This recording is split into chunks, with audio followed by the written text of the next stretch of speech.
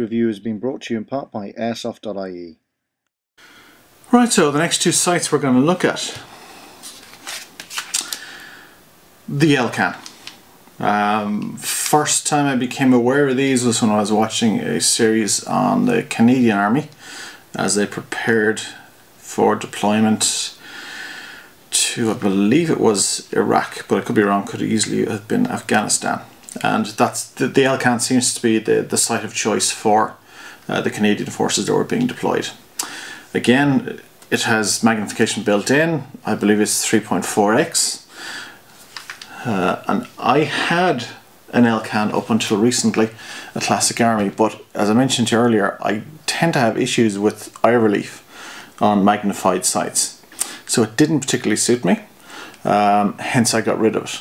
I'm getting much better use out of a standard sort of red dot reflex, but it is a very nice piece, and if you do tend to play a lot of open field airsoft, where the magnification will be an advantage, it's definitely worth looking at. Yes, it's big, some people might think it's bulky, but you know what?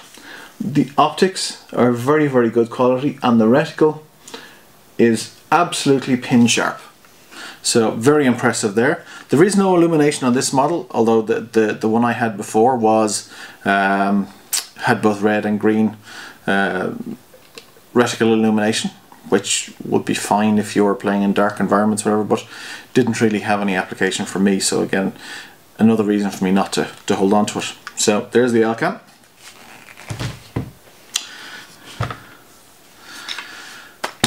This one here is another L-Can product. In the real world, this is one of the most advanced sights you can get. It's the Spectre. And one of the big advantages the Spectre has is that it's switchable from 1x to 4x magnification. So 1x is just, you know, like looking through normal plain glass. 4x gives you the magnification to engage at longer distances. This one is illuminated. It has both red and green illumination. Now the one thing I really like about this sight is that the eye relief is less of an issue for me on this sight. Now maybe that's because of the quality of the optics, or who knows. But this particular sight with the magnification does suit me very well. Now I mentioned the real world gun has switchable from 1 to 4x. This particular sight is locked at 4x, although there are some Spectres that have just been released that I believe you can switch between 1x and 4x. But this particular sight, for a magnified sight, it actually works very well for me. And again, the reticle, the gradings on the reticle are absolutely pin sharp, which does make for a very easy to use sight. Now the one slight disappointment I had with this was that the illumination is simply a dot in the center of the reticle. It doesn't illuminate the entire reticle. You know, maybe I'm nitpicking there a little bit, but I would have preferred to have the option of the entire reticle illuminated. But as I said, I'm very impressed with this sight. It looks great. I think it'll look better even in dark earth. It looks great, and for me, the eye relief really does make a difference.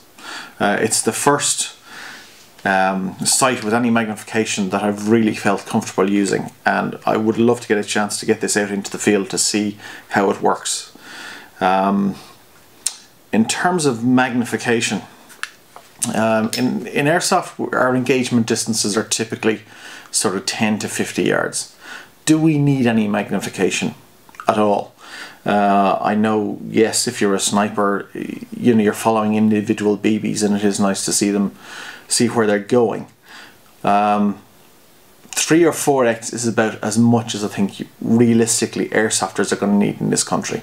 Now fair enough, in other jurisdictions where they have higher muzzle energy legislation, yeah, I can see higher magnification being applicable and quite a useful thing to have. But in Ireland, where you have the 1 joule limit, I think 3 or 4x is the realistic limit of what we can actually use in practical terms. As I say, I would love to get this sight out to play a game, see how it feels, because as I say, it's the first one that I've actually had a look at where the eye relief isn't a problem. I don't know if anyone else has issues with eye relief. I do. Maybe glass users, contact lens users would have similar issues, but as I say, my eyesight is actually quite good. I don't wear glasses, but I do have an issue for whatever reason with the eye relief, and I really like the way this sight looks. The reticle is superb, and the image is absolutely crystal clear. So again, we're just holding that up there as another option. It looks great. Again, it's quite bulky, and when you compare it to some of the other sights out there, but in terms of functionality, it's very nice indeed. Right, so the final sight we're going to look at in this video is this odd looking thing. Now, I've already mentioned that I'm not convinced that high magnification sights are required in Ireland with our 1 joule limit, but in other jurisdictions that do allow higher muzzle energies, maybe Sweden is a good example. Having spoken to some of the guys who go to Burgos, where they have, I believe, up to 7 or 8 joule limit, having a high magnification scope is an advantage, especially if you're a sniper, because you do need to see where the BBs are going. You do need to be able to acquire your target. So yes, they do have an application, but not necessarily here in Ireland. Even across the way in England, where they have most sites tend to have a 500 FPS limit on bolt action sniper rifles, a sight with high magnification is going to be an advantage, I think. So, as I said, this one looks a bit odd. So, what would it fit on? Certainly doesn't look like it would fit on any standard rail.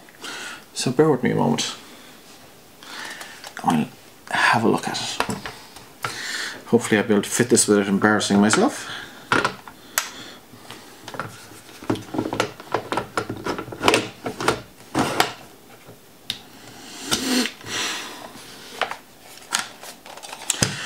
With apologies to all fans of Eastern Bloc weapons technology, I believe the scope is called a PSO, but I've also seen it in print as a PSOP. And this particular scope is a dedicated fit for this gun, which is a Dragunov. And you can get various versions of this gun. There is an AEG version. This is a spring sniper, but rather a bolt action sniper, should I say. And this scope is dedicated to this gun. The rail system is very particular to it, and it works very nicely. One of the unusual things about this particular scope, and I like it, although if you're a lefty you're not going to like it at all, is the fact that the axis of the scope is slightly left of center relative to the barrel, which means it's easier to get good alignment with the sight. Now, the lovely thing about this sight is that the reticle, the markings on the reticle are absolutely pin sharp as well, and they're very unusual. Right? Because it's a dedicated sniper scope, it is unusual, and what I'm going to try and do is take some pictures of the various reticles and red dots and so forth, and if they come out okay, we'll include them in the video. But if they don't, all I can advise you to do is pop into your local airsoft store and have a look at the various sights, the various reticles, see what you think of them, see how they look and feel to you. I'm an M4 guy. Give me a Stanag all day long. But of all the Eastern Bloc guns that I've seen, the Dragunov is certainly one of the most eye-catching. And to use one effectively, you're going to need a PSO scope. So,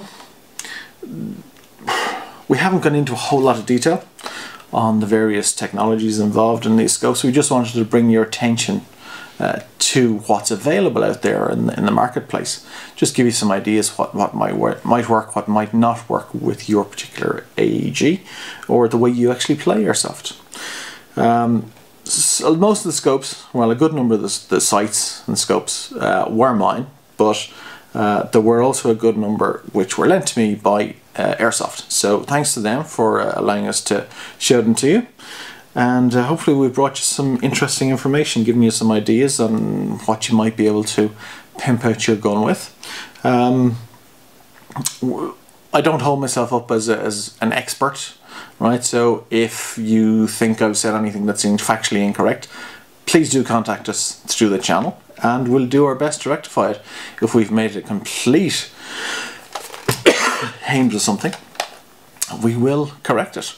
So that's about it from Oddie's Airsoft for this edition. Hopefully you've seen something that might pique your interest, and we look forward to bringing you more airsoft information and reviews going forward. Thanks and good luck. All sights in this video are available from Airsoft.ie.